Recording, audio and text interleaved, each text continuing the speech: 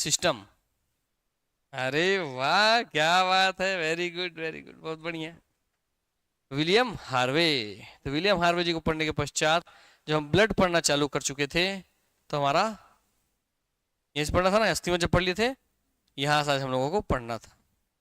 ठीक, blood blood blood blood blood blood blood.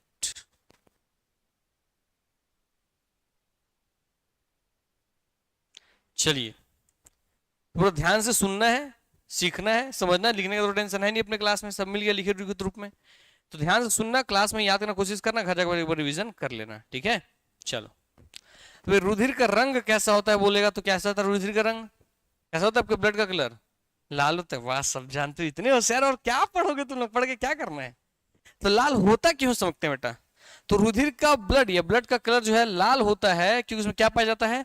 RBC. RBC का full form red blood corpuscle. क्या? Red blood corpuscle. RBC oxygen युक्त haemoglobin के कारण, RBC का कलर लाल क्यों है? तो क्योंकि उसमें ऑक्सीजन युक्त क्या है? हीमोग्लोबिन है। क्या है? ऑक्सीजन युक्त हीमोग्लोबिन है। तो रियल माने भैया, हीमोग्लोबिन किसके कारण लाल हो रहा है? हीमोग्लोबिन के कारण। या फिर ये नहीं रहेगा ऑप्शन, क्या लेंगे? आरबीसी के कारण। ठीक हो गई बात ना। अब हीमोग्लोबिन को खोल के देखते हैं। जब हम हीमो को खोलेंगे तो इसमें हीमो और ग्लोबिन आपको दिखाई देगा, जो कि कल पढ़ा था। हीमोग्लोबिन एक प्रकार का प्रोटीन है ना? यस। जब हीमोग्लोबिन को आप खोलेंगे तो हीमोग्लोबिन दो चीजों से मिलकर बना है, हीम प्लस ग्लोब्यूलिन। क्या? Heme plus globulin. तो इसलिए हीमो प्लस ग्लोबिन आपको दिख रहा है। अब हीम क्या है? तो हीम कुछ नहीं, लोहे का यौगिक है। क्या है? लोहे का यौगिक। और जब आप किसी लोहे में मॉइस्चर से, वातावरण के ऑक्सीजन से रिएक्ट करेगा, जब जंग लग जाता है, याद है? तो जंग कैसे दिखता है? लाल लाल दिखते हैं कि दिखता है? यस। वैसे क्योंकि हीम में लोहे का यौगिक है और साथ प्लस हो रहा है, जुड़ रहा है कौन? ऑक्सीजन। तो कलर कैसा हो जाएगा हीम का? लाल रंग। यस। इसलिए हीम में आयरन ऑक्साइड मिलके आयरन ऑक्साइड के भी कण बनते हैं, जो कि कलर कैसे लेते हैं? Red colour. इसलिए उसका कलर क्या हो जाता है? रेड होता है। तब और क्वेश्चन अगर अंदर जाएगा तो भैया बताइए कि ब्लड का कलर लाल क्यों है? तो आयरन ऑक्साइड के कारण। ठीक हो गई बात ना? आयरन ऑक्साइड नहीं बोले तो हीम के कारण, हीम नहीं तो हीमोग्लोबिन के कारण, हीमोग्लोबिन नहीं तो आरबीसी के कारण। ठीक हो गई बात ना? यस। अब ग्लोब्यूलिन चलते हैं। ग्लोब्यूलिन जो पीछे जुड़ा है, ये एक जटिल ग्लोब्यूलर प्रोटीन है। क्या? ये जटिल ग्लोब्यूलर प्रोटीन है। मैंने प्रोटीन का कॉम्प्लेक्स फॉर्म है। पता है प्रोटीन का कुछ सिंपल फॉर्म होता है, प्रोटीन का कुछ कॉम्प्लेक्स फॉर्म। तो ये जटिल प्रोटीन है, मतलब बहुत सारे छोटे छोटे सिंपल प्रोटीन से मिलकर ये बना हुआ है। अभी सर ग्लोब्यूलर शब्द क्या सर? ये ग्लोब्यूलर सेल लिख दिया है तो क्या है लिख दिया है, ये भी सीखिए इस क्लास में। तो ध्यान से इस मैप को देखिए, गौर से देखिए इस शख्स को। क्या इसमें जैसे स्प्रिंग के छल्ले से दिखाई दे रहे हैं बेटा? क्योंकि जिसका भी स्ट्रक्चर ऐसा छल्ले ऐसा होता है, उसी छल्लों के कारण, इसी गुथे हुए धागों के कारण इसको क्या कहते हैं? ग्लोब्यूलर। क्या कहते हैं? ग्लोब्यूलर। क्योंकि इसे ही छल्ले को क्या कहते हैं? ग्लोब्यूलर। तो क्या बहुत सारे ग्लोब्यूलर जटिल रूप से उसमें फंसे हैं कि नहीं फंसे हैं? तो जटिल रूप से ग्लोब्यूलर प्रोटीन आपस में फंसे हुए हैं। क्लियर हो गई बात ना? यस। और जो जटिल रूप से ग्लोब्यूलर प्रोटीन आपस में फंसे हुए हैं, ध्यान समझिएगा, आपको समझा देते हैं। जटिल रूप से जो ग्लोब्यूलर आपस में फंसे हुए हैं, देखो देखिए पूरे छल्ले फंसे हैं, तो जटिल रूप से पूरे ग्लोब्यूलर आपस में करके पूरे फंसे हुए, उलझे हुए हैं, इसलिए जटिल हो गया, जटिल ग्लोब्यूलर हो गया। और ये बने किसके हैं? प्रोटीन के। तो सर प्रोटीन हो गया यहाँ पर। यस। अब इसके अंदर ही, जटिल ग्लोब्यूलर प्रोटीन के अंदर ही क्या पाया जाता है? तो देखिए पूरे कॉम्प्लेक्स में से जाली है, जाली। ऐसे जाली के अंदर क्या दिखाई दे रहा है आपको? यहाँ पे आपको येलो येलो कुछ दिख रहा है? Yes, iron. और आयरन से मिलेगा ऑक्सीजन, और इससे मिलकर क्या बनेगा? हीम। यस। इसका मतलब ये चार आपके क्या फंसे हुए हैं? हीम फंसे हुए हैं। इसमें ऑक्सीजन ऐड होकर के लेके जाता है। और यही हीम जो है, ये हीम अपने ऑक्सीजन को चिपकाता है। यहाँ से हम फेफड़ा सांस लेते हैं ना, तो हमारे ऑक्सीजन को चिपका के शरीर के सब अंगों तक लेके जाएगा, और जो कार्बन डाइऑक्साइड उसको चिपका के फिर वापस लेकर के आ जाएगा। ठीक हो गई बात ना? ये ऐसा ट्रांसफर होता है इसी की वजह से, इसलिए लिखा है सामने, haemoglobin molecules the iron is the site of oxygen binding. तो हीमोग्लोबिन जो आयरन है, वही वो जगह है, वही वो साइट है जहां ऑक्सीजन क्या होता है? बाइंड होता है। ऑक्सीजन जाके चिपकता है, ऑक्सीजन जाके जुड़ता है। ठीक हो गई बात ना? तो हीमोग्लोबिन, ब्लड में ऑक्सीजन कहाँ चिपकता है? तो ब्लड में चिपकता है। ब्लड में कहाँ? आरबीसी में। आरबीसी में कहाँ? हीमोग्लोबिन में। हीमोग्लोबिन कहाँ? हिम में। हिम में कहाँ? आयरन ऑक्साइड्स में। क्लियर हो गई बात ना? यस। आपको पता चल गया कि किसमें चिपक रहा है, कौन चिपकाने वाला है, ये सब आपको पता चल चुका है। अब ये इनसे मिलकर फिर क्या बन जाता है? आपका रेड ब्लड सेल बन जाता है, जो आपको यहाँ पे दिखाई दे रहा है। ठीक हो गई बातें? यस। आइए आगे बढ़ते हैं। हीमोग्लोबिन का प्राकृतिक रंग कैसा होता है पूछेगा तो क्या बोलेंगे? बैंगनी। अरे सर, अब हीमोग्लोबिन का जब कलर प्राकृतिक रूप से बैंगनी है तो फिर हमारा ब्लड तो बैंगनी दिखाई देना चाहिए था ना, लाल क्यों दिख रहा है? क्योंकि हीमोग्लोबिन में नेचुरली तो आयरन पाया जा रहा है, तब तो उसका कलर कैसा है? बैंगनी। बैंगनी है, मगर जैसे उससे ऑक्सीजन जुड़ता है और आयरन ऑक्साइड होते हैं तो उसका कलर क्या होता है? लाल। अब समझे? तो पूछेगा कि नेचुरली प्राकृतिक रंग क्या है हीमोग्लोबिन का, क्या बोलेंगे? बैंगनी या पर्पल। मगर लाल क्यों दिख रहा है? आयरन के कारण, ऑक्सीजन के कारण। किस कारण? आयरन और ऑक्सीजन के कारण। आयरन ऑक्सीजन जब आपस मिल जाते हैं तो उसका कलर क्या हो जाता है? लाल। क्लियर हो गई बात ना? ये इसलिए का बारीकी बता रहे हैं, प्रैक्टिकली समझते चलिए, रटना नहीं पड़ेगा। अब चलते हैं लोहा। लोहा इतना सुन लिए तो भाई लोहा लोहा हम सुन रहे सर इसमें लोहा है, हीमोग्लोबिन में लोहा है, तो हमारे शरीर में हम लोग बोले ना सर 5-6 लीटर पेट्रोल है।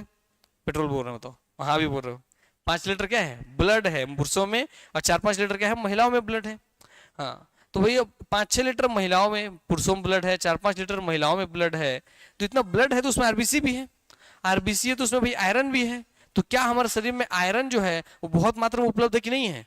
नहीं है। यही तो एग्जामिनर खेलेगा। याद करो, पढ़ाया था मैक्रो न्यूट्रिएंट माइक्रो न्यूट्रिएंट, पढ़ाया था पोस्टल चैप्टर में। तो बताया था कि आयरन लगता है हमको जब हम ब्लड पढ़ लेंगे कि ज्यादा है, मगर नहीं है। आयरन किस में आता है? माइक्रो न्यूट्रिएंट में आता है। याद आया? इसलिए revision is the key of success. क्योंकि जब आप ध्यान से देखेंगे कि हमारे शरीर में क्या चीज कितना पाया जाता है, तो आपके सामने पूरा चार्ट हम ला करके रख दिए हैं, जो आपको पूरे जीवन पर्यंत आपको काम देने वाला है। मानव शरीर जब आप देखेंगे इस तरीके से, तो उसमें सबसे बड़ा हिस्सा 65% क्या दिखाई दे रहा है आपको? ऑक्सीजन। क्या दिखाई दे रहा है? ऑक्सीजन। तो मानव शरीर में कितना परसेंट ऑक्सीजन दिखाई दे रही है आपको? 65%। कितना परसेंट दिखाई दे रही है? 65%। ठीक हो गई बात है? यस। फिर 18% क्या दिखाई दे रहा है? कार्बन। क्योंकि हम सब किससे मिलकर बने हैं?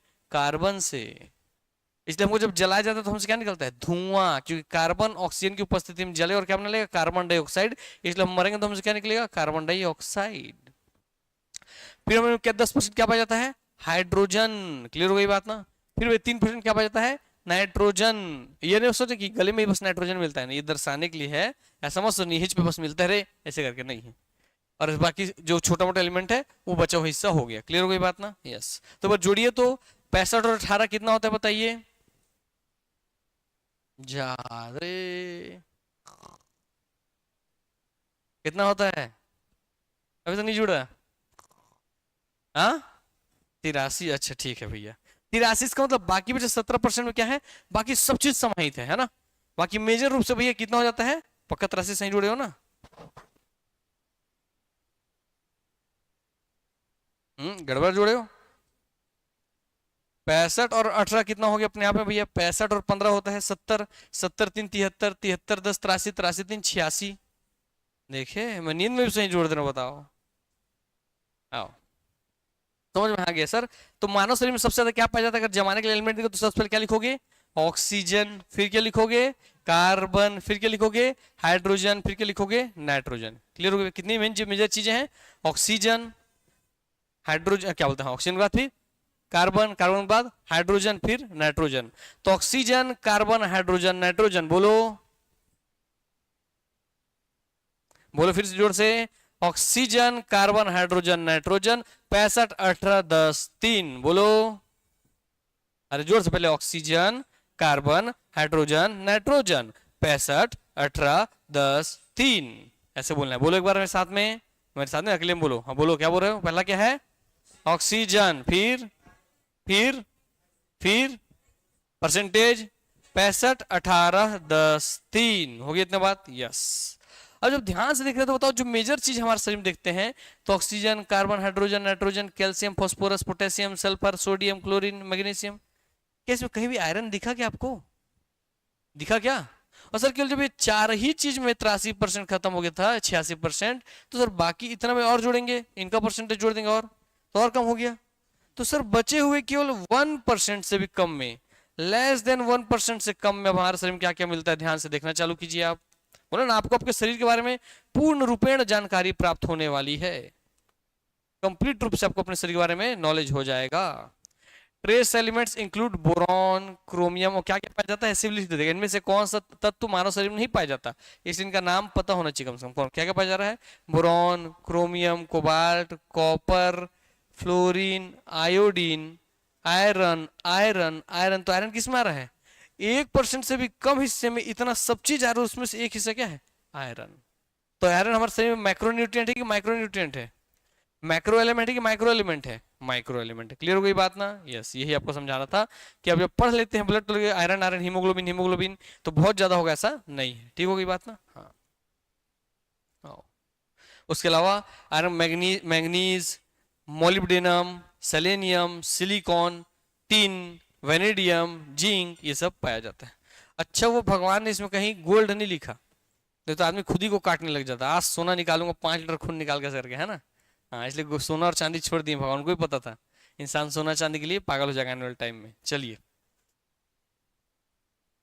क्लियर हो गई बात ना? अब देखिए, मानव शरीर के सभी एलिमेंट आपको पता चले गए। इससे बहुत सारे प्रश्न बोलेगा, इसको कभी नाम दे देगा, इनमें से कौन सा तत्व मानव शरीर में नहीं है, तो केवल नाम पता होना चाहिए आपको कम से कम एक बार, है ना? कि oxygen, carbon, hydrogen, nitrogen, calcium, phosphorus, potassium, sulphur, sodium, chlorine, magnesium. Magnesium major में है और मैंगनीज कम वाले में है। मैक्रो है, ये माइक्रो में है। तो मैग्नीशियम मैक्रो में है, ये माइक्रो में। हालांकि वो भी मैक्रो में 0.1% है, तब हो जा रहा है। ठीक है ना? यस, ध्यान रखना। एफी फेरस, एफी धन दो एन, फेरस जिसे कहते हैं, ये लोह, लोह किस रूप में उपलब्ध है? तो भैया फेरस के रूप में उपलब्ध है। किस रूप में? फेरस के रूप में उपलब्ध है। आयरन के 2 आयन के रूप में उपलब्ध है, आयरन के रूप में उपलब्ध है, आयरन के आयन के रूप में, है ना? Iron ions. मानव शरीर में यह पाया जाता है। Ferrous is found in human body. एफिधंतिनेन फेरिक कहलाता है। ठीक हो गई बात ना? यस, ध्यान रखना। तो हमारे में क्या मिलता है भैया? फेरस, और एफिधंतिनेन क्या हो जाएगा? फेरिक। आगे बढ़िए, हीमोग्लोबिन की अब मात्रा देखिए। तो मानव शरीर में डॉक्टर जब लिस्ट बनाएगा, आपको सीबीसी करवाएगा, कंप्लीट ब्लड काउंट, तब आप पढ़ोगे। अच्छा, इसे करके यही सीख लो कब उतना होता है। ठीक है बात? हाँ। तो भैया मेल शरीर में आपके 100 ml ब्लड में, पूरे 5-6 लीटर में नहीं, हर 100 ml में कितना होना चाहिए? 14 से 16 ग्राम हीमोग्लोबिन होना चाहिए। क्लियर हो गई बात ना? तो मेल में कितना होना चाहिए हीमोग्लोबिन? 14 से 16 ग्राम प्रति 100 ml ब्लड। कितना? प्रति 100 ml ब्लड। फीमेल में कितना होना चाहिए? 10 से 12 ग्राम प्रति 100 ml ब्लड। कितना होना चाहिए? 10 से 12 ग्राम प्रति 100 ml ब्लड। ठीक हो गई बातें? यस। तो जब हीमोग्लोबिन कम है तो ब्लड का मात्रा भी कम है, इसलिए आपको दिखाई दे रहा है रेशियो के रिस्पेक्ट में। आइए, ब्लड, ऑक्सीजन, कार्बन डाइऑक्साइड, रुधिर, तो ये सब चीज आपके रुधिर में रहते हैं, ब्लड, कार्बन डाइऑक्साइड और ऑक्सीजन सब। तो ऑक्सीजन अगर जिसमें रहेगा वो क्या कहलाएगा? ब्लड प्योर कहलाएगा। जिसमें भी कार्बन डाइऑक्साइड की मात्रा ज्यादा रहेगी वो ब्लड क्या कहलाएगा? इम्प्योर कहलाएगा। ऑक्सीजनेटेड ब्लड, जब हीमोग्लोबिन से ऑक्सीजन जुड़ जाता है तो एक कंपाउंड बनता है ऑक्सी हीमोग्लोबिन। क्या बनता है? Oxy haemoglobin. और इसी के कारण उसका कलर लाल होता है। बोला था ना कि हीमोग्लोबिन में आयरन है और उसका प्राकृतिक कलर क्या है? बैंगनी है। पढ़ा ना? मगर जब ऑक्सीजन जुड़ेगा तब क्या हो रहा है? कलर लाल। तो भैया बोलते हैं लाल किसके कारण होता है? नाम लिख देंगे तो क्या बोलेंगे? ऑक्सीजन जुड़ा हीमोग्लोबिन से तो बनता है ऑक्सी हीमोग्लोबिन। क्या बनता है? Oxy haemoglobin. नीचे लिखा हुआ है ऑक्सी हीमोग्लोबिन। तो यह बहुत बार पूछा हुआ है कि ऑक्सीजनेटेड ब्लड को किस नाम से जानते हैं? तो ऑक्सी हीमोग्लोबिन के नाम से जानते हैं। क्लियर हो गई बात? प्योर ब्लड को क्या बोलते हैं? ऑक्सीजनेटेड ब्लड बोलते हैं। ठीक हो गई बात ना? यस, ध्यान रखेंगे। अब डीऑक्सीजनेटेड ब्लड क्या बोल रहे हैं? जो आपके हीमोग्लोबिन से क्या जुड़ा हुआ है? Carbon dioxide. ऑक्सीजन जुड़ा तो ऑक्सीजनेटेड, ऑक्सीजन की जगह कार्बन डाइऑक्साइड जुड़ा तो डीऑक्सीजनेटेड, है ना? क्योंकि डिक्रीज हो गया ऑक्सीजन, तो डी ऑक्सीजनेटेड मतलब डिक्रीज हो गया ऑक्सीजन। यस। कार्बोक्सी हीमोग्लोबिन यानी कि डार्क ब्लू कलर का होता है। और कार्बोक्सी हीमोग्लोबिन जिस ब्लड में कार्बन डाइऑक्साइड जुड़ेगा उसका कलर कैसे होता है? डार्क ब्लू या डार्क ब्लैक। इसलिए बताइए अशुद्ध रक्त हम किससे दर्शा रहे थे? ब्लू से। इसका मतलब उसमें क्या चीज जुड़ा हुआ है? Carbon dioxide. कार्बन डाइऑक्साइड किससे जुड़ता है? हीमोग्लोबिन से। हीमोग्लोबिन किससे? आयरन से। तो ऑक्सीजन और कार्बन डाइऑक्साइड दोनों के लिए सेम कॉन्सेप्ट है, आयरन से जाके चिपकेंगे। आयरन किस में है? हीमोग्लोबिन में है। ठीक हो गई बातें? यस। आइए आगे बढ़ते हैं। जब आगे बढ़ेंगे भैया तो आइए देखते हैं रुधिर यानी कि ब्लड किस रूप में रहता है आपके लिए? तरल या लिक्विड। मगर रुधिर में दो हिस्से, एक तरल और एक सॉलिड। तो रुधिर में जो तरल वाला हिस्सा है, जो लिक्विड, जैसे काटूंगा मैं आपका खून तो और इसमें कोई कण पाए जाएंगे, छोटे छोटे कण, आंख से नहीं दिखेगा, जैसे सेल है वो, है ना? और सेल कितना छोटा है तो बताया था कि एक सुई से छेद करूंगा तो उसमें भी लाखों सेल है ना? तो इतना छोटा सेल कैसे दिखेगा आपको ब्लड में? तो हम आंख से देख नहीं सकते। जब हम काटते हैं बस बहता हुआ दिखता है हमको कलर, तो हमको केवल पानी पानी इसमें, सर नहीं। आपके ब्लड में प्योर पानी, जिसको मतलब प से पानी ब्लड वाले को प से प्लाज्मा बोलते हैं, उस प्लाज्मा का परसेंटेज कितना है, प से 55 है। क्लियर हो गई बात ना? यस। तो भैया आपके ब्लड का जो लिक्विड वाला हिस्सा उसे क्या कहते हैं, प्लाज्मा, और जो सॉलिड वाला हिस्सा उसमें क्या आते हैं, आरबीसी, डब्ल्यूबीसी, प्लेटलेट्स, ये सब आ जाते हैं। ठीक हो गई बातें? यस। कट गया क्या हाथ? अभी निकाल के देख के बताती हूँ सर ऐसा, ठीक है, इतना सीरियस नहीं होना है भाई। आइए, प्लाज्मा कितने परसेंट है आपके ब्लड का, 55%। यस। और बाकी 45% क्या है आपका, तो सॉलिड हिस्सा है। अब सॉलिड हिस्से में क्या क्या है, तो उसे सेल्स बोलते हैं सर, या उसे कार्पुसल बोलते हैं। क्या बोलते हैं, सेल या कार्पुसल। अब कोशिकाएं हैं ये, क्या है ये, कोशिका, सेल मतलब कोशिकाएं, और कार्पुसल मतलब कणिकाएं। ठीक है ना, इसलिए बोलते हैं रेड ब्लड सेल भी बोलते हैं, लाल रक्त कोशिकाएं, और WBC को भी बोल देते हैं, ऐसे RBC को कणिकाएं, कार्पुसल भी बोलते हैं। ठीक हो गई बात ना? यस। तो RBC, WBC और प्लेटलेट्स ये सब मिला कितना परसेंट है, 45%। इसमें से अकेले RBC कितने परसेंट है, 44%। ठीक हो गई बात ना? तो ब्लड में सबसे ज्यादा क्या है भैया, लिक्विड पार्ट है प्लाज्मा 55%। बाकी भैया 44% कौन है, RBC। बाकी बचे 1% कौन है, WBC और प्लेटलेट्स। और भी छोटी छोटी चीजें हैं, उसको भी इग्नोर मारिए। ठीक हो गई बात ना? हो गया आपका यहाँ 100%, 55, 45, 100%। आइए आगे बढ़ते हैं। अब प्लाज्मा के ऊपर बात करते हैं कि आप जब अपना ब्लड निकलवाते हैं तो नली में तो ऐसे दिखाई देता है कि नहीं दिखाई देता है, ऐसा दिखाई देता है ना। फिर जैसा कि कल मैडम ने बताया कि सर उसको सेंट्रीफ्यूज किया जाता है, मतलब मैंने बताया कुछ नहीं, सेंट्रीफ्यूज मतलब ऐसे डाल दिए नली, ढक्कन लगा दिए, वैसे करके जोर से मशीन में घूमता है। जब जोर से मशीन में घूमता है तो सेंट्रीफ्यूगल फोर्स के कारण जितने भारी कण हैं, सॉलिड पार्टिकल कहाँ बैठ जाते हैं, तली में, है ना, तली में बैठ जाएंगे। आप भी कभी कोई गंदा पानी है, जोर जोर से हाथ से हिलाना, अभी छोड़ देना, देखना सब जितना भारी पार्टिकल होगा, धूल कण होंगे, सब नीचे बैठ जाएगा, और उतना हल्का पानी जो साफ पानी ऊपर रह जाएगा। क्लियर हो गई बात? वैसे ही इसको सेंट्रीफ्यूगल फोर्स डालते हैं, सेंट्रीफ्यूज करते हैं, तो आपके ब्लड का ऐसा वाला हिस्सा ऐसे बदल जाता है। ठीक हो गई बात ना? तो हम बोलते हैं कि ऊपर का जो लिक्विड पार्ट है, लिक्विड हल्का नीचे से भी है, मगर पीला वाला हिस्सा क्या है इसमें, इसमें का प्लाज्मा है। अब एक कहीं से खास बात सीखने के लिए मिलता है, सीख लो, उसका फिर अंदर तो पढ़ा देंगे, फैक्ट तो लिखा हुआ है ना। जब कोरोना काल हुआ, कोरोना काल आया, लोग मरने लग गए, तो भैया लोग मरने लगे तो लोग कुछ ठीक भी होने लग गए। जैसे ही लोग ठीक होने लगे तो उनसे बोला गया कि आप प्लाज्मा डोनेट कीजिए। क्या कीजिए, प्लाज्मा डोनेट कीजिए। वो कॉन्सेप्ट पहली बार आया मार्केट में, आप प्लाज्मा डोनर बनिए। ब्लड डोनर सुने थे आदमी, ब्लड डोनर, आई डोनर सुने थे, किडनी डोनर है ना, हार्ट डोनर, ये प्लाज्मा डोनर क्या है सर, और कोरोना काल में क्यों इसका उपयोग हो रहा है सर? तो समझिएगा, मुझे हो गया कोरोना, हुआ भी था, मैं लड़ा, ओ माय गॉड, मारो और मार के खत्म कर दिया।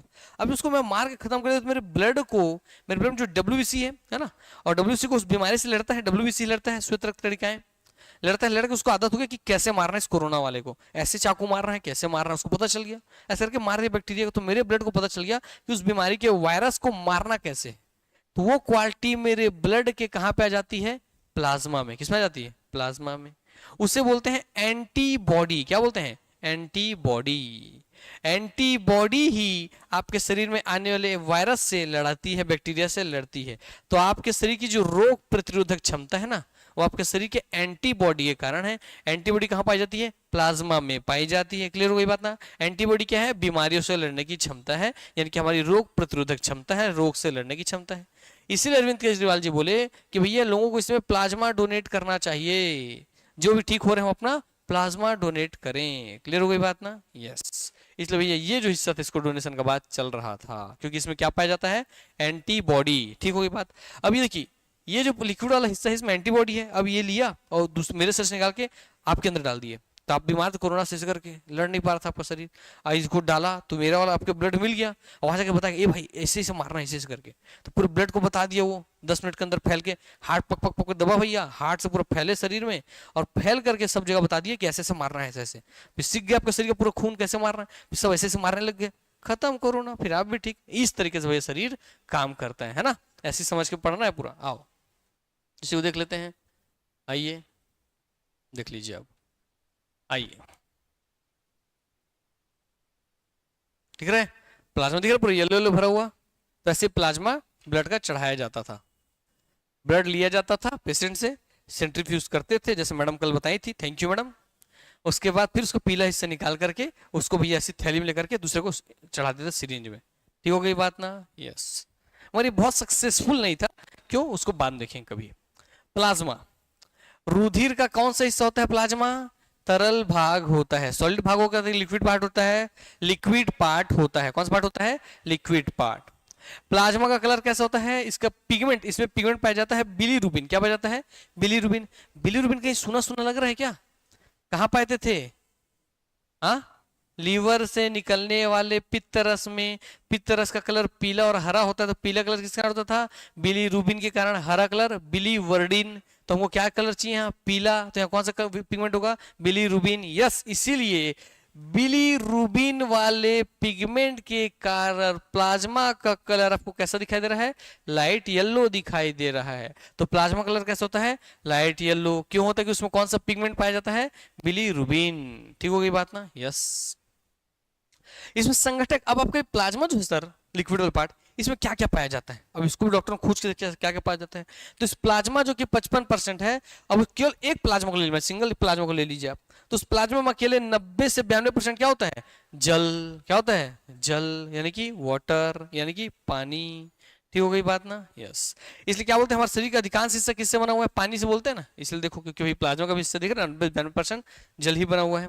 बाकी बाकी बचा हिस्सा क्या है? प्रोटीन कितने परसेंट है? 8 से 9%। आयंस एंड ग्लूकोज कितने परसेंट? 1 से 2%। तो आपके प्लाज्मा में क्या क्या पाया जाता है? जल 90 से 92%, प्रोटीन 8 से 9%, आयंस एंड ग्लूकोज 1 से 2%। तो इसमें प्लाज्मा का सबसे बड़ा हिस्सा क्या होता है? जल होता है। प्लाज्मा में सबसे ज्यादा क्या पाया जाता है? जल पाया जाता है। अब प्लाज्मा में जब 92% क्या है? जल है। और ब्लड का सबसे ज्यादा हिस्सा कौन है? प्लाज्मा है। तो फिर ब्लड में सबसे ज्यादा क्या पाया जाएगा? जल ही पाया जाएगा। तो ये क्वेश्चन पूछता है। क्लियर हो गई बात ना? यस। आगे बढ़ते हैं। तो composition water 90 to 92%, protein 8 to 9%, ions and glucose 1 to 2%। अगला है composition of plasma. Composition of plasma, plasma की संरचना। संरचना तो हम देख ही लिए सर। अब ये बताया सर, इसमें आयंस है, प्रोटीन है और ग्लूकोज है, बाकी तो पानी है। तो पानी रे बबली, पानी को लेके क्या करूंगा? वो तो पढ़ लिया यहाँ पे। बाकी आयंस, तो आयंस कौन कौन से ऐसे पता होना चाहिए। आयंस बेटे इसमें क्या होता है? कैल्शियम, मैग्नीशियम और क्लोरीन। क्लियर हो गई बात ना? कौन कौन सा दिखता है इसमें ions? Calcium, magnesium, chlorine. Protein कौन कौन सा? Fibrinogen, globulin, albumin. कौन कौन सा? फाइब्रिनोजन, ये भी घाव भरने में मदद करता है। ग्लोब्यूलिन है ना, पढ़ते ना?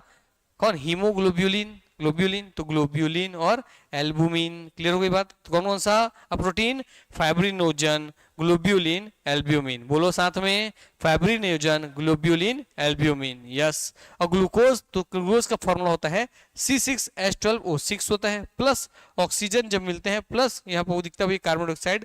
जब ग्लूकोज का ऑक्सीकरण होगा, याद रखना, हमारे सेल के अंदर बताया था कि ग्लूकोज ऑक्सीजन की उपस्थिति में दहन होता है, कंबसन होता है। तो ऑक्सीजन की उपस्थिति में ग्लूकोज का जलना ही ग्लूकोज का ऑक्सीकरण कहलाता है। ऑक्सीडाइजेशन ऑफ ग्लूकोज कहलाता है। ठीक हुई बात? और जब जब इतिहास के पन्नों में जब जब glucose plus oxygen in the sense C6H12O6 आपको जो मिलेंगे, ठीक है, ऑक्सीजन से, तो भैया यहाँ पर क्या बनेगी आपके लिए? एनर्जी बनेगी, जिसको हम किस रूप में जानते हैं? एटीपी के रूप में जानते हैं। आपके शरीर में एटीपी के रूप में एनर्जी बन जाएगी। और कौन सा गैस मुक्त होगा? कार्बन डाइऑक्साइड गैस निकलेगा। कौन सा गैस निकलेगा? कार्बन डाइऑक्साइड गैस निकलेगा। और क्या बनेगा आपके शरीर में? जल बनेगा। क्या बनेगा? जल बनेगा। तो बताइए, जब हमारे सेल के अंदर ग्लूकोज का ऑक्सीजन की उपस्थिति में दहन कराया जाता है या इसका ऑक्सीकरण होता है, तो क्या क्या प्रोडक्ट बनते हैं? तो क्या क्या प्रोडक्ट बनता है? कार्बन डाइऑक्साइड, और क्या बनता है? जल, और क्या बनता है? एनर्जी। एनर्जी हम उपयोग कर ले रहे हैं पढ़ाने में, लिखने में, नाचने में, गाने में, उठने में, पढ़ने में, लिखने में, सब चीज में। यस। जल जो बचा, ये शरीर में जल है ना, आपको बाकी जितना जरूरत उतना यूज कर लेगा शरीर, और बाकी जो एक्स्ट्रा जल है उसको मूत्र के मार्ग से बाहर, पसीने के माध्यम से बाहर। अब अच्छा, कार्बन डाइऑक्साइड इसको कहां से निकालेगा? रक्त में घोल के, हीमोग्लोबिन से जोड़ के, आयरन से जोड़ के इसको निकालेगा भाई फेफड़े के थ्रू, नाक से बाहर। तो कार्बन डाइऑक्साइड नाक से बाहर, एक्स्ट्रा जल पसीने के माध्यम से या यूरिन के माध्यम से बाहर, और ऊर्जा उपयोग हो गया। ठीक हो गई बात ना? यस, ध्यान रखेंगे। तो पूछता है कि क्या क्या बनता है, तो आप बताने की हालत में आ चुके हैं। आइए अब देखेंगे प्लाज्मा प्रोटीन की भूमिका। ठीक है, ये प्लाज्मा प्रोटीन की क्या क्या भूमिका? 3 प्रोटीन वहां सुने थे ना, फाइब्रिनोजन, ग्लोब्यूलिन, एल्ब्यूमिन। ठीक है, तो पूछता है भाई फाइब्रिनोजन क्या काम करता है? तो फाइब्रिनोजन क्या काम? घाव भरने के समय काम आएगा। घाव भरने के समय क्या काम आएगा? जैसे आपको कट लगेगा, तो अगर आपको सोचो वो चोट लगा, कटिंग हुआ आपका शरीर, और भैया वहां से खून बहना चालू होता है, तो सोचो खून बहना रुक ही नहीं रहा है, टपकते रहेगा तो 5-6 लीटर खून पूरा निकल जाएगा, तो आप जिंदा रहोगे क्या? नहीं, क्योंकि ब्लड खत्म तो ऑक्सीजन कौन ले जाएगा सेल तक? ऑक्सीजन नहीं पहुंचेगा तो सेल एनर्जी नहीं बनाएगी, एनर्जी नहीं रहेगा तो सेल मर जाएगा, सेल मरेगा तो हम मर जाएंगे। ठीक हो गई बात? इसका मतलब आपके ब्लड क्लॉटिंग में कौन सा प्रोटीन मदद करता है? फाइब्रिनोजन। ये केवल एक प्रोटीन है जो मदद करता है, इसके अलावा और भी बहुत सारी चीजें जो मदद करते हैं, उसमें से एक हिस्सा क्या है? प्रोटीन। प्रोटीन में कौन सा? फाइब्रिनोजन। याद रखिएगा, फाइब्रिनोजन किसमें मदद करता है? ब्लड क्लॉटिंग में। रक्त का थक्का जमाने में कौन सहायक है? Fibrinogen protein. ये प्रोटीन कहाँ पाया जाता है? ब्लड में पाया जाता है। अब यहीं पे एक बहुत बड़ा सवाल आ जाएगा, सर जब मेरा उंगली कट गया, और यहाँ से उंगली, हाथ कट के उंगली बोल रहा हूँ, बताओ, जब मेरा हाथ ही कट गया मान लो, ऐसा कटा और खून निकल तर तर तर तर निकल रहा है, अब ये फाइब्रिनोजन आया, उसको जमा दिया, मैंने रोक दिया, और वो कहाँ मौजूद है? फाइब्रिनोजन मेरे ब्लड में मौजूद है। तो जब ये ब्लड में पहले से है, तो जो ब्लड मेरे नसों के अंदर दौड़ रहा है उसको क्यों नहीं जमाया ये? और अगर ये उसको जमा देगा, सोचो, तो आपका पूरा ब्लड अंदर ही नस में ही जम जाएगा, तो आप तो ऐसे ही मर जाओगे, क्योंकि ब्लड तो घूमने के लिए बना है। ब्लड अगर जम गया अंदर में तो आप तो मरना तो है कि नहीं है?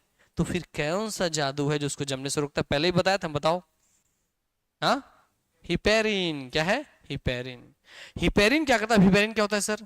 मच्छर आपका खून पीते हैं, तो खून को जब मारते हैं तो लिक्विड पार्ट में खून निकलता है ना आपका। इसका मतलब क्या मच्छर आपको जो खून पिया तो खून उसमें जाके जमा था क्या? नहीं। इसका मतलब मच्छर के डंक में, अच्छा मच्छर के पास बस डंक होता है कि दांत भी होता है? बताओ तो, दांत होता है कि नहीं होता है? जो पढ़े हो जान रहे हैं, वो पढ़ने से पहले नहीं पता होगा। मच्छर के पास भी दांत होते हैं। कितने दांत होते हैं याद है? 47 दांत होते हैं, हमसे ज्यादा। हाँ। और भैया जो खून चूसता है ना लोगों का, आपका मेरा सब, वो मच्छर होती है कि मच्छरी होती है? बताओ। मच्छरी बोल रहे हैं, ऐसा कोई शब्द नहीं है, वो फीमेल मॉस्क्यूटो है ना, मादा मच्छर है। और जो कान भिन भिन भिन भिन, वो मेल है कि फीमेल है? वो भी फीमेल मॉस्क्यूटो है। अब बाद में मत बोला सर कि अब महिलाओं को बोल रहे हो, करके देख लो भाई, प्रकृति बता रही है ना। नहीं, ऐसा नहीं है, याद रखने के लिए है। तो सर अगर महिलाएं लोगों का खून चूस के जिंदा है तो नहीं, लोगों खून चूसने के लिए मच्छर का बात हो रहा है यार, अपने ऊपर नहीं लेने का, है ना। तो महिलाएं जो है, मतलब फीमेल मच्छरों में लोगों का खून चूस के जिंदा है तो नहीं, वो पेट भरने के लिए खून नहीं चूसती। जब भी फीमेल मॉस्क्यूटो को एग देने हैं, बच्चे का जन्म करना है, तब उनको ब्लड की आवश्यकता पड़ती है, और इसलिए वो ब्लड चूसती है। आपका क्लियर हो गई बात ना? तो सर महिला तो मान लो खून चूस कर काम चला ले रही है, तो पुरुष मच्छर का क्या, वो क्या चूसता है फिर? वो फूलों का रस चूसता है, भौरों की तरह। समझ गए? फूलों, बताओ कितने शरीफ बेचारे मच्छर, है ना, फूलों का रस चूसते हैं चुपचाप। इसका मतलब मच्छर के डंक में भी क्या पाया जाएगा? अगर ब्लड नहीं जम रहा तो हिपेरिन। हमारे शरीर में रक्त नहीं जम रहा तो क्या पाया जाएगा? हिपेरिन। याद रखिएगा, क्लियर हो गई बात ना? मगर हिपेरिन अभी आपका एक्टिव फॉर्म में है, और ब्लड में फाइब्रिनोजन भी, तो इसको तो जमा देना चाहिए नहीं। जब कट लगता है तब भैया आकर के फाइब्रिनोजन एक्टिवेट होता है, और तब एक्टिव फॉर्म में आता है, तब ये क्लॉटिंग कर पाता है। ऐसे हमारे ब्लड में जो फाइब्रिनोजन है वो इनएक्टिव फॉर्म में है, अक्रिय रूप में है। समझ आ गई बात ना? तो क्या बोलेंगे? हमारे ब्लड में फाइब्रिनोजन ब्लड क्लॉटिंग में मदद करता है, मतलब कटिंग वोटिंग नहीं लगा है, चोट नहीं लगा, तब हमारे ब्लड में वो इनएक्टिव फॉर्म में रहता है, अक्रिय फॉर्म में रहता है, इसलिए उसकी वजह से ब्लड क्लॉटिंग नहीं होती, क्योंकि उसकी इनएक्टिव कौन बना के रखता है? हिपेरिन बना के रखती है। ठीक हो गई बात ना? यस। आते अगला प्रोटीन क्या देखे थे हम लोग? एक देखे थे फाइब्रिनोजन, एक ग्लोब्यूलिन, एक एल्ब्यूमिन। अब ग्लोब्यूलिन क्या करता है? तो भैया ग्लोब्यूलिन स्किन की चमक बढ़ाता है। कॉलेज से सब खोजने लग गए, यार लगा दूंगा ऐसे करके। हाँ, तो आपकी स्किन की चमक कितनी होगी, कितना आपको ग्लोइंग स्किन होगा, ये डिपेंड कौन से प्रोटीन में करता है? ग्लोब्यूलिन पर। ठीक हो गई बातें? यस। प्रतिरक्षी एंटीबॉडीज इसमें जुड़े रहते हैं। पता है एंटीबॉडीज होता है जो बीमारी से लड़ने में मदद करता है, वो इसी से बने रहते हैं, ये इनके बनने में मदद करता है। ये प्रोटीन एंटीबॉडी जो बनते हैं वो इसकी मदद से बनते हैं, ग्लोब्यूलिन प्रोटीन की मदद से। रोग, अब जब एंटीबॉडी बनेगा तो एंटीबॉडी क्या करता है? आपका रोग प्रतिरोधक क्षमता, आपकी इम्यूनिटी डिसाइड करेगा, अर्थात ग्लोब्यूलिन प्रोटीन ही आपकी क्या डिसाइड करेगा? बीमारी से लड़ने की क्षमता डिसाइड करेगा, क्योंकि वही क्या बना रहा है? एंटीबॉडी बना रहा है। एंटीबॉडी को हिंदी में क्या बोलते हैं? प्रतिरक्षी, आपका रक्षा करने वाला प्रति माने किसी दूसरे से। क्लियर हो गई बात ना? यस। फिर ट्रांसपोर्टेशन ऑफ न्यूट्रिएंट्स, और क्या करता है? साथ साथ ये न्यूट्रिएंट्स को ट्रांसमिट करने के भी काम आता है। अपने जोड़ लेगा प्रोटीन, जैसे हम देखिए कि सर ग्लोब्यूलिन, ग्लोब्यूलर, अपने में आयरन रखा, आयरन से ऑक्सीजन चिपका करके लेके घूम रहे हैं ना। यस, उसी की तो बात कर रहे हैं, पढ़े ना? हीमोग्लोबिन, ग्लोबिन में क्या है? ये तो है ग्लोब्यूलिन नामक प्रोटीन। ठीक हो गई बात ना? यस। अगला है एल्ब्यूमिन। एल्ब्यूमिन क्या है? आयनों और लवणों का विनियमन करता है, regulation of ions and salts करता है। आपके शरीर में कितनी मात्रा में आयंस होने चाहिए, ज्यादा हो गया तो बाहर निकालो, कम है तो शरीर को भी एहसास कराओ, ये सब कौन रेगुलेट करता है? एल्ब्यूमिन। क्लियर हुई बातें?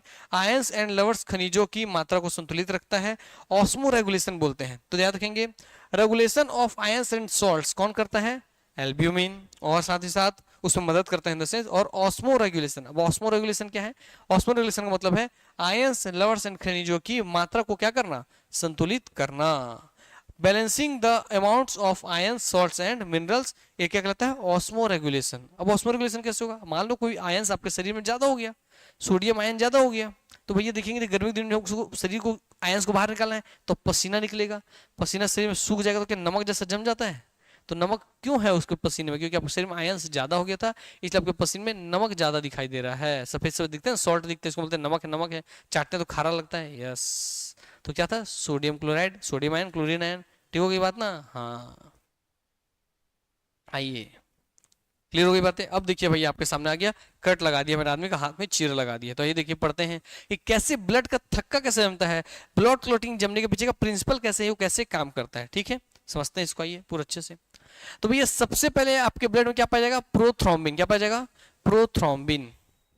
यह बीच में प्रोथ्रोम्बिन इनएक्टिव फॉर्म में है, ठीक है, तो प्रोथ्रोम्बिन को एक्टिवेटर के रूप में एक आएगा, ठीक है, प्रोथ्रोम्बिन को एक्टिवेट करने के लिए आएगा और कैल्शियम आयन उसके साथ मिल जाएंगे। क्या मिल जाएगा? Calcium ion. तो पूछेगा ब्लड क्लॉट में कौन सा आयन मदद करता है? Calcium ion. और कौन सा शब्द? तो थ्रोम्बिन, प्रोथ्रोम्बिन। भैया क्या है आपका? तो ये थ्रोम्बिन है, प्रोथ्रोम्बिन इनएक्टिव फॉर्म है, एक्टिव होने के बाद क्या कहलाएगा? थ्रोम्बिन, है ना। अक्रिय रूप क्या है? इनएक्टिव रूप क्या है? प्रोथ्रोम्बिन। सक्रिय रूप क्या है? थ्रोम्बिन। ठीक हो गई बातें? यस। तो भाई जैसे ही यहाँ थ्रोम्बिन बन जाएगा कैल्शियम आयन से मिलने के पश्चात, फिर थ्रोम्बिन आगे बढ़ रहा है, ध्यान से देखिए। तो थ्रोम्बिन एक हिस्से इधर आ रहा है, थ्रोम्बिन से एक्टिवेटेड फाइब्रिन स्टेबलाइजिंग फैक्टर्स, अर्थात थ्रोम्बिन सक्रिय फाइब्रिन स्थिरीकरण कारक है। इसका मतलब क्या होता है सर?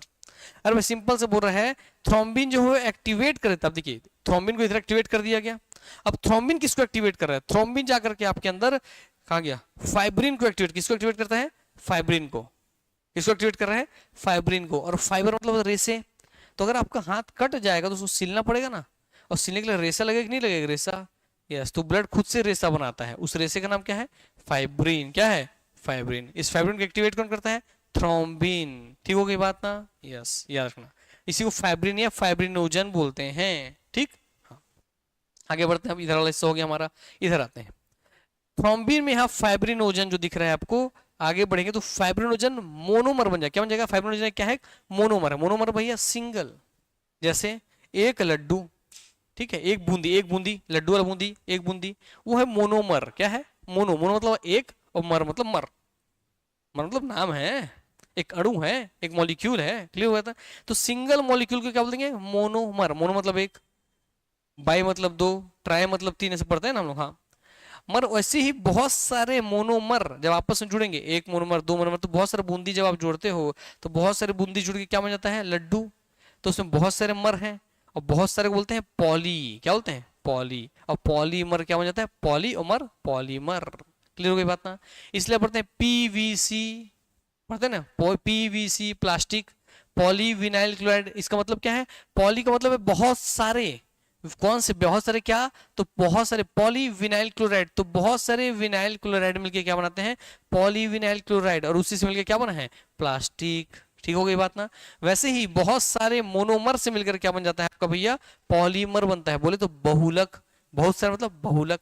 तो मोनोमर मतलब होता है एकलक, मोनोमर मतलब एकलक, और जब बहुत सारे मोनोमर मिलते हैं तो बनता है पॉली, तो बनता है बहुलक। क्या होता है? बहुलक। और मॉलिक्यूल जैसे बूंदी लड्डू वाला एग्जाम्पल समझाए वैसे ही। तो फाइब्रिनोजन मोनोमर है, इसमें कैल्शियम आयन जैसे ऐड होगा तो फाइब्रिन फाइबर्स का निर्माण कर देगा। किसका निर्माण कर देगा? फाइब्रिन फाइबर्स का। और फिर फाइब्रिन फाइबर्स आपस में भैया ऐसे करके गुथा गुथा के, ठीक है, गुथा गुथा के जहां आपका कटा है उस जाकर के जाके जाम हो जाएंगे। ठीक, जा जाके जब हमारे कोई गड्ढा है ऐसे ऐसे करके भैया पूरा उसको ढक दिया ऐसे करके, तो बन गया जाली। अब बहेगा क्या? ब्लड। नहीं। क्लियर हो गई बात ना? यस। तो इसलिए क्रॉस लिंक्ड फाइब्रिन फाइबर्स होता है, क्रॉस लिंक हो जाते हैं, आपस में करके फंस जाते हैं, उस फंसने के कारण भैया पूरा एक जाल बन जाता है, और वही जाला करके यहाँ बन जाता है, तो ब्लड बहना बंद हो जाता है। ठीक हो गई बात ना? तो यहाँ पर एग्जाम पूछेगा तो भाई इसको ध्यान से देखिए, क्या क्या मदद कर ब्लड में? थ्रोम्बिन, और आयन में कैल्शियम आयन, और क्या बोल रहा है? फाइब्रिनोजन या फाइब्रिन। ठीक हो गई बात ना? यस। तो देखिए इसको ध्यान से देखिए, ये हिस्सा आपका हाथ में कटा, जब इस हिस्से को हम जूम करके देखेंगे तो ऐसे आपको दिखाई देगा। अब इस हिस्से में आप देखिए बहुत ध्यान से, ये कुछ पीला पीला आपको हिस्सा दिख रहा है? आपको दिख रहा है? और ये आपको ब्लड का हिस्सा, ब्लड का हिस्सा आरबीसी वगैरह बाहर जाना चाह रहा है, कट के बहना चाह रहा है। तो यहाँ पर आपका येलो कलर का जो ऐसे गुथा हुआ दिख रहा है पूरा, वो क्या है? Fibrin network. क्या है वो? Fibrin network. तो क्या फाइब्रिन नेटवर्क ने चारों तरफ एक जाल बना दिया, और जाल बनाने तो क्या आरबीसी को बाहर जाना से रोक रहा है वो जाल? यस। तो फाइब्रिन नेटवर्क ने अपना जाल बना दिया। और भैया उसमें क्या जुड़, इसको जाके जोड़ कर फाइब्रिन बन तो कैसे गुथा गया, मतलब इनको जोड़ेगा कौन? अब चिपका के कौन रखेगा? तो कौन है उसके लिए? प्लेटलेट्स। कौन है? प्लेटलेट्स। ठीक हो गई बात ना? तो क्या ब्लड क्लॉटिंग प्लेटलेट्स मदद कर रहा है, फाइब्रिन मदद कर रहा है, थ्रोम्बिन मदद कर रहा है, कैल्शियम मदद कर रहा है? ये सब याद रखना, पूछेगा इसी सब ऑप्शंस को। यस, ये सब पूछेगा। हाँ, सरफेस ट्रांजिशन कोर हो गया, red blood cell shapes very by position, हो गया इतना। ठीक। तो देखिए यहाँ जो आपको कट लगा था उसके चारों तरफ फाइब्रिनोजन ने पूरा भैया क्या कर लिया? अपना जाल बना दिया, और जगह को खून बहने से रोक दिया। ठीक हो गई बातें? यस। ध्यान रखना। अगले आगे बढ़ते हैं, ब्लड क्लॉटिंग देखते हैं अब।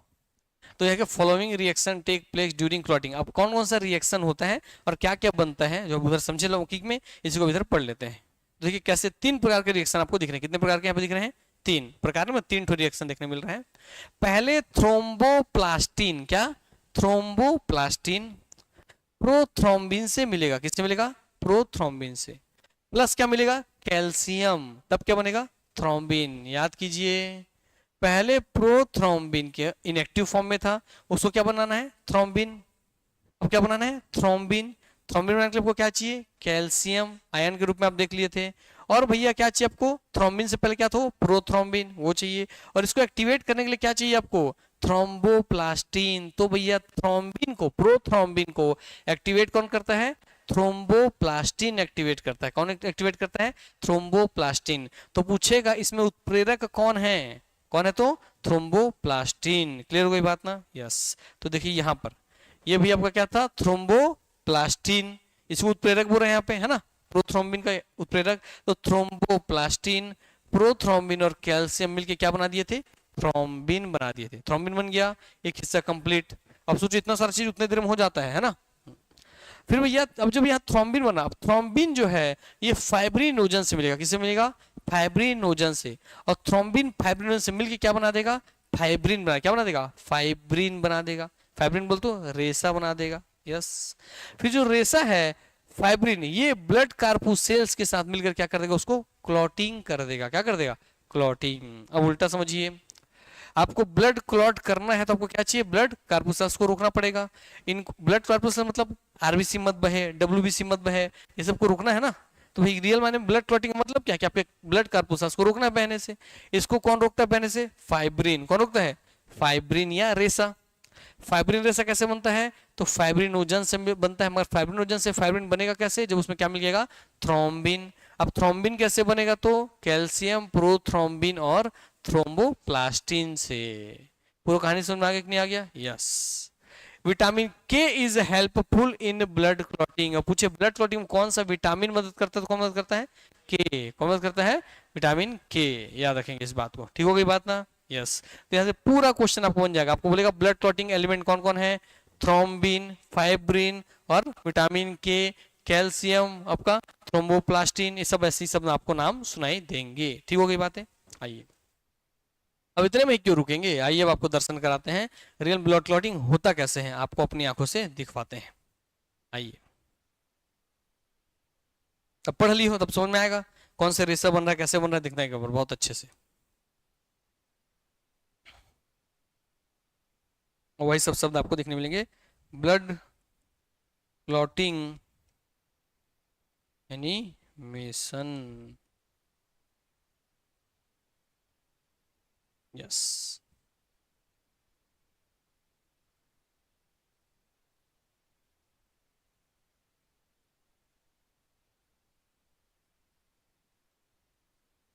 पानी गिर रहा है ना।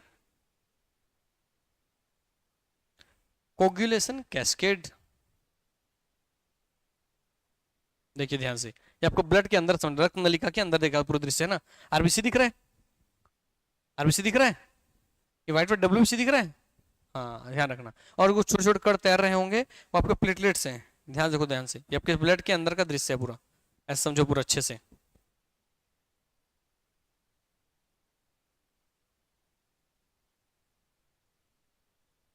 देखो बह रहे हैं, बह के निकल रहा है, कटा कट गया है तो, है ना। तो कट के दिख रहा है, आकर कैसे चिपकते जा रहे हैं, देखिए ये चिपक चिपक जाला बना रहे हैं पूरा एकदम। यस।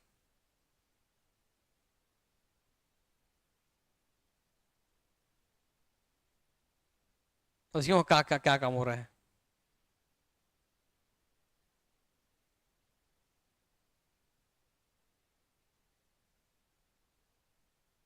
ऐसे पूरा काम होता है पूरा एक एक चीज।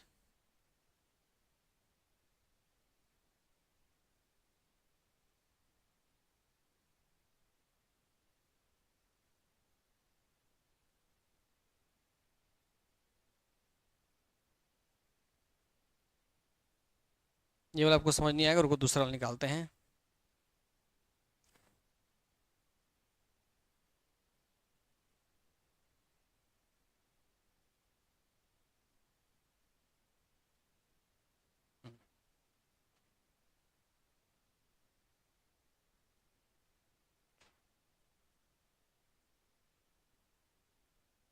देखिए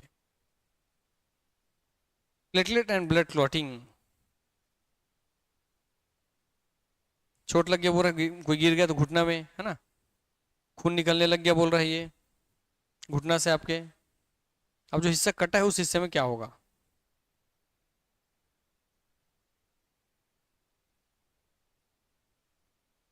तो ये आपका ब्लड है, ये भी मेरे हिसाब से एनिमेशन दिखा रहा है कि नहीं, देखें एक बार। बच्चे टाइप का एनिमेशन दिखा रहा है क्या, ठीक है दिखा रहा है। यहाँ से ब्लड क्लॉटिंग देखेंगे, चलिए। देखिए अब रक्त नलिका में से बह रहा है ना, ये क्या है, प्लेटलेट, ठीक है, प्लेटलेट। जैसा उठा उठाओ प्लेटलेट है, जो बड़ा आकार का दिख रहा है वो क्या है, आरबीसी है। कट गया हिस्सा, अब प्लेटलेट आ गया, सबसे पहले आके क्या चिपक रहे हैं, प्लेटलेट्स। देखो आरबीसी बाहर जाना चाह रहा है, मगर प्लेटलेट्स ने उसको रोक दिया। तो प्लेटलेट सहयोग कर रहे हैं नहीं कर रहे हैं, कर रहा है। अब देखो यहाँ से आ रहा है अपना बनता हुआ, ठीक है। ये क्या आपका फाइब्रिनोजन प्रोटीन, क्या आपका फाइब्रिनोजन प्रोटीन। तो कौन सा प्रोटीन मदद करता है, फाइब्रिनोजन प्रोटीन मदद करता है। वो सब भैया आपका घाव भरता है, देखिए उस तरफ हील कर रहा है। यस। अब आ गया फाइब्रिन फाइबर्स, जो हमको बनाया था फाइबर सिलने के लिए सबको, है ना। आगे फाइब्रिन फाइबर्स, क्योंकि फाइब्रिनोजन प्रोटीन आएगा, वही फाइब्रिनोजन प्रोटीन से क्या बनेगा, फाइबर बनेगा, रेशा बनेगा। यस।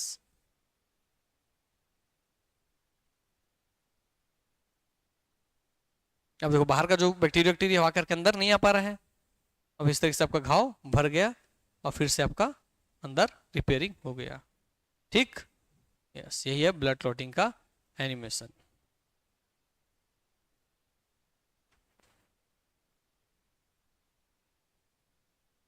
चल गया, पूरा घाव एक बराबर हो गया, ठीक है, समझ गए। हम्म,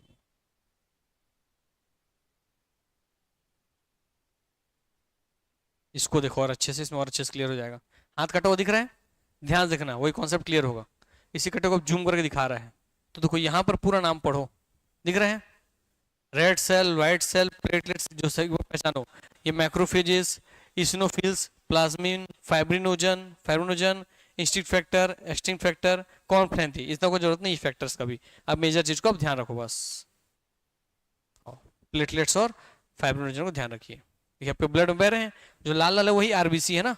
एक लिक्विड बह रहा है वो तो प्लाज्मा है, जिसमें बह रहे हैं लाल लाल, वही आपका आरबीसी है। सब ऐसे ब्लड में अंदर बहते रहते हैं, ठीक। सारे फैक्टर्स, सारे आयंस, सब ऐसे ही, ऑक्सीजन वगैरह सब शरीर के अंदर बहते रहते हैं।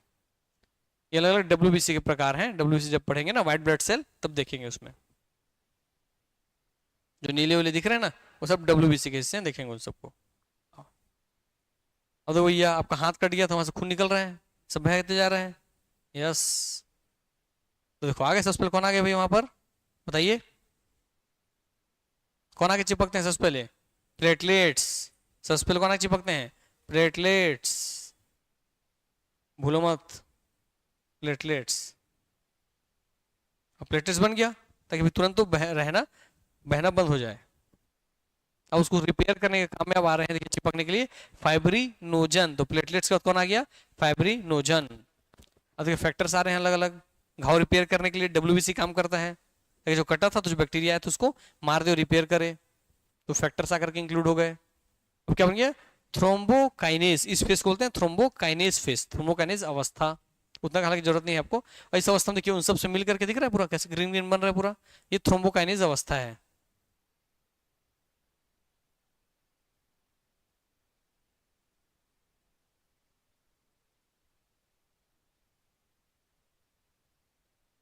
क्या आके जुड़ रहा है, प्लाज्मिन आकर के जुड़ते जा रहा है।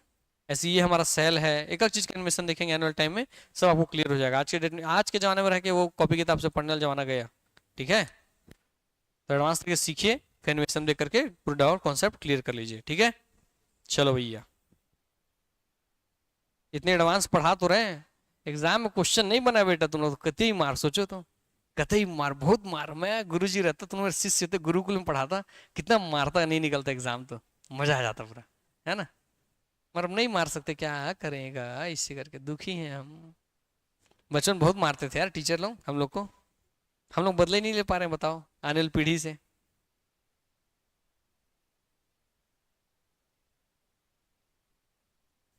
अरे पहले बच्चों को माता पिता से ज्यादा टीचर से डर लगता था कि गुरु जी बहुत मार ही ऐसे करके, समझ रहे हो। तो लोग बहुत टाइम टाइम से पढ़ते थे सब चीज। अब देखिए यहाँ पर, देखिए हिपेरिन डीएक्टिवेट हो गया, बोला ना हिपेरिन क्यों क्या कर देता भैया, डीएक्टिवेट हो जा रहा है, ठीक है, क्योंकि हिपेरिन जमने नहीं देता है। तो जब ब्लड क्लॉटिंग होगा तो क्या चीज डीएक्टिवेट हो जाएगा, हिपेरिन, क्योंकि अगर एक्टिवेटेड है तो ये ब्लड क्लॉट नहीं होने देगा। तो which factor is a heparin, heparin is a factor जबकि ब्लड क्लॉटिंग नहीं होने देता आपके ब्लड वेसल्स के अंदर, ठीक हो गई बात ना। यस, ध्यान रखेंगे, विटामिन की हेल्प करता है, सब आपको पता चल गया। द नेक्स्ट थिंग, आगे बढ़ते हैं।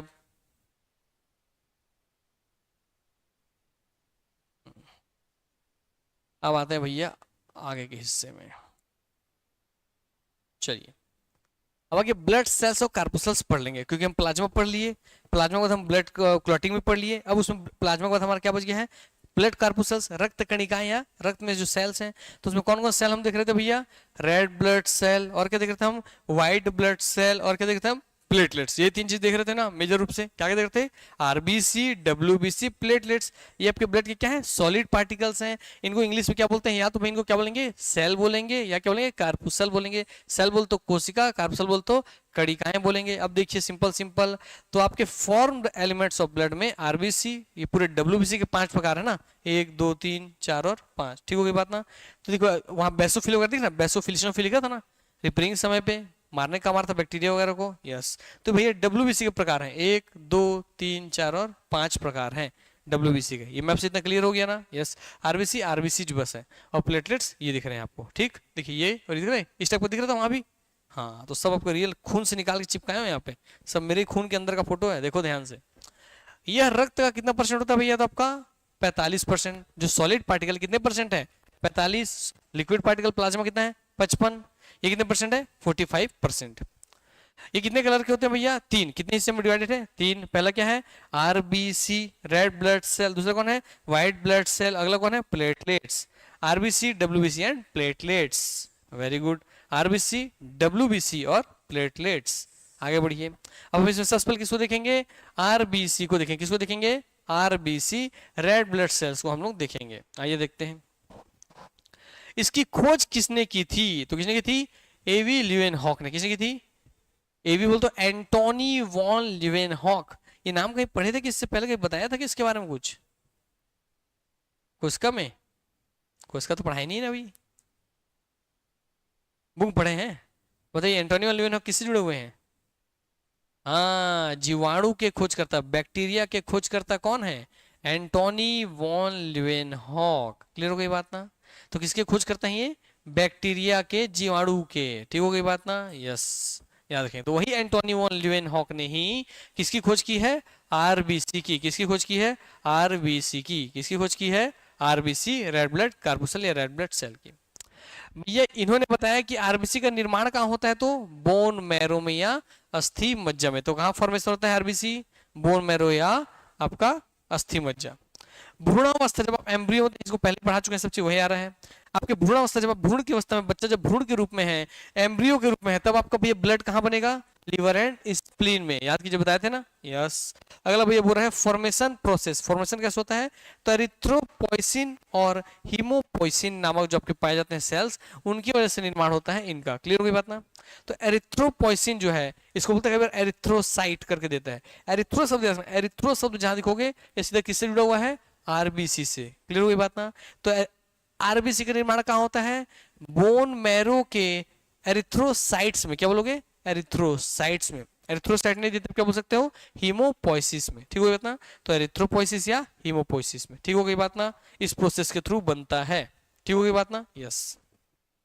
अब कोशिकांग रहित होने के कारण, कोशिका अंग मतलब भैया याद रखेंगे, red blood cells are called red blood कार्पुसल।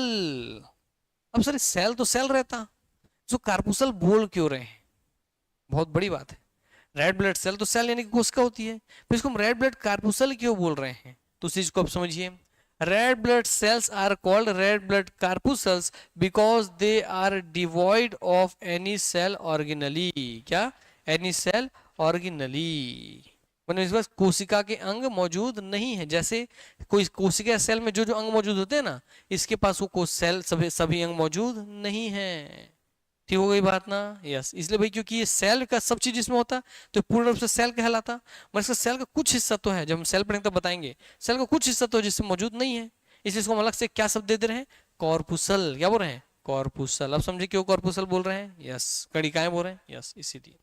आइए, ये आपको दिखा रहा है, आपके हड्डी का ये स्पंजी हिस्सा, यही क्या आपका? Bone marrow. क्या है ये आपका? Bone marrow. यहीं पे आपका जो जगह है, जगह उन्हें बोलते हैं एरिथ्रोसाइट। उन एरिथ्रोसाइट में एरिथ्रोपोइसिस प्रोसेस के थ्रू क्या बनता है? आरबीसी बन जाता है। ठीक है। बाकी ब्लड में आप क्या पढ़ रहे थे? वाटर, प्लाज्मा है, प्लाज्मा में पानी है, ये है, वो है, तो सब तो बाहर से आ रहा है आपके शरीर में। यस, अंदर आरबीसी बनना जरूरी है, इसलिए आरबीसी बन रहा है। आइए आगे देखते हैं। रक्त कोशिकाएं, कणिकाएं, मात्रा, ब्लड सेल, कॉर्पुसल, क्वांटिटी। देखिए, आपके ब्लड में आरबीसी है, डब्ल्यूबीसी और प्लेटलेट्स है। तो इसमें सबसे ज्यादा कौन है मात्रा में बोलेंगे तो क्या बोलेंगे? आरबीसी है। पूछ सकते हैं ना क्वेश्चन, इन तीनों सबसे ज्यादा कौन है सर? तो कौन सबसे ज्यादा? आरबीसी। तो आपको क्वेश्चन पहले इसमें सब चीज दिया हुआ है। क्या भाई? सबसे ज्यादा आरबीसी, उससे कम प्लेटलेट्स, सबसे कम डब्ल्यूबीसी। तो तीनों सॉलिड पार्टिकल में सबसे ज्यादा क्या पाया जाता है? आरबीसी। अरे क्योंकि हमारे ब्लड में आरबीसी ज्यादा है, इसलिए तो ब्लड का कलर लाल है ना, है कि नहीं? यस। भैया अगर ब्लड का कलर लाल करना तो चीज ज्यादा होना चाहिए जो लाल करने वाला है। यस। तो आरबीसी क्लियर हो गया। अब बचा कौन? प्लेटलेट्स, फिर लास्ट में डब्ल्यूबीसी। तो आरबीसी सबसे ज्यादा, उससे कम प्लेटलेट्स, उससे कम डब्ल्यूबीसी। इसका संख्या कितना होता है? मिलियंस में, इसका लैक्स में, इसका थाउजेंड्स में। ठीक हो गई बात ना? यस। अब ये ब्लड सेल या ब्लड कार्पुलस का साइज आकार कैसा होता है? किसका आकार बड़ा होता है पूछेगा तीनों में। तो सबसे बड़ा आकार किसका होता है? डब्ल्यूबीसी। उससे छोटा आरबीसी और सबसे छोटा प्लेटलेट्स। क्या दोनों याद रहेगा? तीनों में सबसे ज्यादा संख्या में कौन? आरबीसी, उससे कम प्लेटलेट, सबसे कम डब्ल्यूबीसी। मगर तीनों में आकार में बड़ा कौन? डब्ल्यूबीसी, उसके बाद आरबीसी, सबसे छोटा प्लेटलेट्स। क्वेश्चन ही बन जाएगा ना एग्जाम में। Yes, very good. अगला पैरामीटर देखिए, white blood cells, normal range, normal range. अब व्हाइट ब्लड सेल्स का मैन में, आदमी में और औरत में रेंज दिखा रहा है। ठीक है बात ना? कितना उपलब्ध होता है? तो डब्ल्यूबीसी एक प्रति एमएल ब्लड में कितना होना चाहिए? 5000 से 10,000 प्रति ml होना चाहिए। ठीक है। तो कितनी होनी चाहिए? डब्ल्यूबीसी की संख्या कितनी होनी चाहिए? तो 5000 से 10,000 प्रति ml होनी चाहिए। किसमें? आदमी में। और औरत में कितना होना चाहिए? 5000 से 10,000 ml ही। क्लियर हो गई बात ना? यस। आरबीसी की कितनी मात्रा होना चाहिए? तो 4.5 से 5.5 इंटू 10⁶, क्योंकि मिलियंस ले जाना है, 10⁶ प्रति ml। और यहाँ क्या है हमारा? 4.5 से 5.5 है। यहाँ क्या है? 4 से 5, हमसे आधा आधा कम। क्लियर हो गई बात ना? क्या होता है भैया? उनमें पाया जाता है आपका रेड ब्लड सेल, आरबीसी हो गया प्रति एमएल। और प्लेटलेट्स का संख्या कितना है? तो 1.4 से 4 × 10⁻5 और 1.4 से गुणा 4 से 10⁵ ml। तो इसमें 1.4 से 4, 1.4 से 4। तो हमारे में महिलाओं पुरुषों में क्या आपको समान दिख रहा है? WBC और प्लेटलेट्स। क्या समान दिख रहा है? WBC और प्लेटलेट्स। क्या समान दिख रहा है? WBC और प्लेट्स। अब तीनों खुद बता दीजिए, सबसे ज्यादा कौन है? 10⁵ उसका कौन 10⁵5 प्लेटलेट्स, और सबसे कम कौन है? WBC। ठीक हो गई बात? नंबर दिख गया ना आपको? तो महिलाओं में या पुरुषों में कितने WBC होनी चाहिए? बोलो कितना होना चाहिए? 5 और 10,000 प्रति ml प्रति मिलीलीटर। क्लियर हो गई बात ना? हाँ। आरबीसी कितना होना चाहिए? 4.5 से 5.5 ऐसे बोल लो, या 4.5 to 5.5। मेल में 10⁻⁶ और महिलाओं में 4 to 5। अब ये प्लेटलेट कितना होना चाहिए? 1.4 से 4, 1.4 से 4, 1.4 to 4 10⁵ ml। ठीक हो गई बात? यस। अब देखिए यहाँ एक रेशियो आपको दिखा रहा है, ठीक है बात ना? एक रेशियो अगर पूछेगा, रेशियो अनुपात के रूप में पूछे तो 600 के रेशियो में क्या होगा? आरबीसी। तो डब्ल्यूबीसी कितना होगा? 1 के रेशियो में। तो प्लेटलेट्स कितना होगा? 40 के रेशियो में। तो रेशियो कई बार पूछा है, ठीक है ना? अब उसमें बहुत ध्यान ये देना, ये हमेशा रेशियो ऐसे ही नहीं दिखेगा। रेशियो भैया अब आपको RBC ratio WBC ratio platelets बोला है, ये ध्यान देना है। जब RBC ratio WBC ratio platelets बोलेगा तो 601 और 40 का रेशियो बन जाएगा। अब इसका नंबर चेंज करेगा तो आगे पीछे हो जाएगा ये, है ना? तो रेशियो क्या है? 601:40। क्या है? 601:40। क्या है? 601:40। आरबीसी, आरबीसी का सेकंड नंबर कौन होता है? प्लेटलेट्स। वही कॉन्सेप्ट, ये सबसे कम तो डब्ल्यूबीसी है, तो एक वाला किसको देंगे? डब्ल्यूबीसी को। सेकंड वाला किसको देंगे? प्लेटलेट्स को। सबसे ज्यादा कौन होता है? आरबीसी। तो कॉन्सेप्ट से बन जाएगा, रटना पड़ेगा नहीं। बस रेशियो क्या है? 601 और 40। Yes. From left to right, human erythrocyte activated platelets leukocyte. Left से राइट, अब जब मैं आपको देखेंगे तो जब आपको आरबीसी दिख रहे हैं यहाँ पर, तो ह्यूमन एरिथ्रोसाइट याद रखेंगे। बोला था ना आरबीसी को क्या बोलते हैं? एरिथ्रोसाइट। क्या बोलते हैं? एरिथ्रोसाइट। एरिथ्रो शब्द आरबीसी से जुड़ा हुआ ही है। तो बोला एरिथ्रोसाइट जो है वो एक्टिवेट कर रहा है प्लेटलेट को। प्लेटलेट को एक्टिवेट कर, दिख रहा है इससे जुड़ करके, प्लेटलेट को एक्टिवेट कर किसके साथ मिल करके? ल्यूकोसाइट के साथ मिल करके। ठीक हो गई बात ना? यस। आइए अब आते हैं यहाँ पर लाल रक्त कणिकाएं में या लाल रक्त सेल में, रेड ब्लड सेल में। ठीक है, आओ। डब्ल्यूबीसी एंड प्लेटलेट्स पुरुषों और महिलाओं में बराबर होते हैं। तो पीछे अब देख लिए कि क्या क्या चीज पुरुषों महिलाओं में बराबर है? डब्ल्यूबीसी और प्लेटलेट्स। बस क्या चीज ज्यादा और कम है? तो आरबीसी। यस। अब ये उसी रेशियो को यहाँ पर आपके इस तरीके से लैंग्वेज में लिख दिया है कि बताइए मेल में कितने परसेंट होता है भैया आपका आरबीसी? तो 4.5 to 5.5 मिलियन प्रति एमएल। महिला में कितना होता है? 4 to 5 मिलियन प्रति एमएल। जीवन काल कितना है इन आरबीसी का? जीवन काल कितना है? जैसे आज बन गए ये एरिथ्रोसाइट, है ना, एरिथ्रोपोइसिस प्रोसेस के थ्रू बोन मैरो बन गए, तो कितने दिन तक ये जिंदा रहेंगे? जैसे हम सब है ना जिंदा, एक दिन मरेंगे, वैसे हमारे अंदर का जो आरबीसी ये भी बनता है और मरता है, और बनता है मरता है, बनता है मरता है, ऐसे चलते रहता है प्रोसेस। तो ये कितने दिन जिंदा रहते हैं? ये 120 डेज। कितने दिन? 120 डेज। इसीलिए 120 डेज को अगर हम 30 दिन के में तोड़े तो कितने महीने का बात कर रही है? 4 महीने का। इसलिए बोलते हैं हर 3 महीने में आप जाके क्या कर दो? ब्लड डोनेट कर दो, क्योंकि चौथे महीने तो आपका आरबीसी मर ही जाना है, उससे पहले किसी और के काम आ जाएगा, किसी और को बचाने के काम आ जाएगा। और एक और बेनिफिट, ब्लड डोनेट सबको करना चाहिए। इसका 2 बेनिफिट, जितने आरबीसी थे पुराने हो गए, तो जितना आपके शरीर में गंदगी है उंदगी है सब चीज को चिपका के रखें। अब जैसे आप दे दोगे, ब्लड डोनेट कर दिए, तो फिर से एकदम सेल नया नया बनाएगा, एकदम नया नया ताजा ताजा जब बनाएगा तो भैया आपके शरीर में पूरा चमक आ जाएगा, चेहरे में ग्लो करेगा, पिंपल उम्पल बहुत ज्यादा हो रहा है तो वो सब चीज हट जाएगा, आंखों की रोशनी कम, बालों का झड़ने, सब बहुत सारी स्किन प्रॉब्लम दूर हो जाती है क्या? ब्लड डोनेट मात्र करने से। ठीक, एक ताजगी, एक एक्टिवेशन, सुस्ती लगता था वो सब चीज हट जाएगा आपके ब्लड डोनेट करने से। पहले से हो गया। अब ब्लड डोनेट करने का एक और फायदा, स्वार्थी दुनिया में एक और फायदा, कि भाई जब आप ब्लड डोनेट करोगे ना तो आपको सर्टिफिकेट देगा कोई भी हॉस्पिटल, प्राइवेट हो कोई भी हो, सर्टिफिकेट आप 1 बोतल दिए हो तो आपको लिख देगा 1 बोतल। इसका मतलब कल के डेट में आपको कुछ भी होगा तो फ्री में आपको 1 बोतल देगी वो संस्था। इसलिए आप सबके सब ब्लड डोनेट किया करो। आप सोचो ऐसी हर 4-4 महीने देते रहते हैं, आज कितने साल के हो, मान लो 20 साल के भी हो, हर 4-4 महीने देते हैं, मैंने 1 साल में 3 बार, तो 60 बोतल आपके नाम से जमा होता। तो सोचो आप लोग, आपको, आपके चहीते को, आपके परिवार में किसी रिश्तेदार को कभी कुछ होता तो आपको बिना पैसे का ब्लड मिलता है कि नहीं है? यस, क्लियर हो गई बात ना? हाँ, क्योंकि भाई ऐसे भी आपका आरबीसी कितने दिन मर जाएगा? 120 डेज में मर जाना है। उससे अच्छा क्या करो, उसको डोनेट कर दो।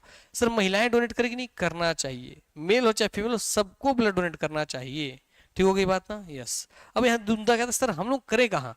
तो कोई दिक्कत नहीं, कितनी सारी संस्थाएं हैं, सरकारी हॉस्पिटल है, प्राइवेट हॉस्पिटल है, बिलासपुर में अपोलो है, जाइए बोले मुझे ब्लड डोनेट करना है, वहाँ भैया बोलेंगे बाकी सब प्रोसेस वो कर देंगे, ब्लड डोनेट बढ़िया करो और वापस आ जाओ। बहुत सारा कैंप लगता है, कैंप में आप डोनेट कर सकते हैं, है ना, मगर कैंप में ऑथेंटिक कैंप में जाइएगा, ऐसे चुन्नू मुन्नू वाला कैंप में मत जाइएगा, ठीक है। यस, ध्यान रखिएगा इन चीजों का। नहीं, अगला भैया बोल रहे हैं मृत्यु या डेथ, तो आपका ब्लड बनता कहाँ है, आरबीसी बनता कहाँ है, बोन मैरो में, मगर आरबीसी मरता कहाँ पे है जाके, यकृत या प्लीहा में। बचपन में जहां बनता था बुढ़ापे में वही मरता है। क्लियर हो गई बात, कितना अच्छा कहानी है ना।